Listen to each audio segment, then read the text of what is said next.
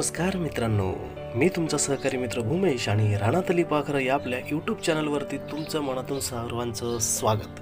मित्रांनो, आज आहे शनिवार 12 एप्रिल 2025. पाहूया आजचा संपूर्ण महाराष्ट्रासाठी पावसासंदर्भातील हवामान अंदाज. सुरुवात करूया विदर्भ भागापासून. या भागात उष्णतेची लाट कायम असून आज सुद्धा पावसाची कुठलीही शक्यता नाही आहे. आकाश प्रामुख्याने साफ राहील, उन्हाचा झटका अधिक जाणवेल. त्यासोबतच मराठवाड्याकडे आता वळूयात.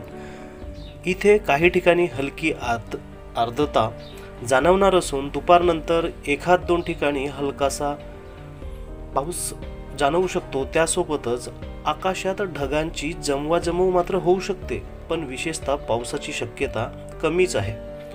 त्यासोबतच पश्चिम महाराष्ट्र या भागात हवामान पूर्णपणे कोरडं आणि स्थिर राहील. पावसाचे कोणतेही संकेत सध्या तरी नाही आहेत.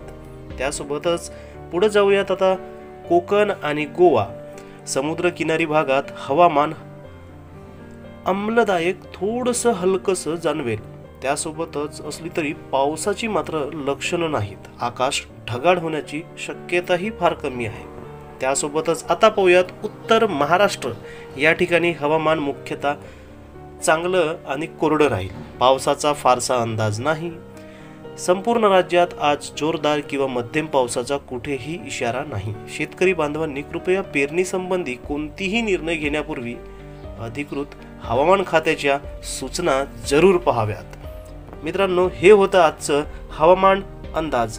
अशाच उपयुक्त आणि रोजच्या हवामानाच्या अपडेटसाठी रानातली पाखरं या आपल्या चॅनलला लाईक, शेअर आणि सबस्क्राईब करून घ्या.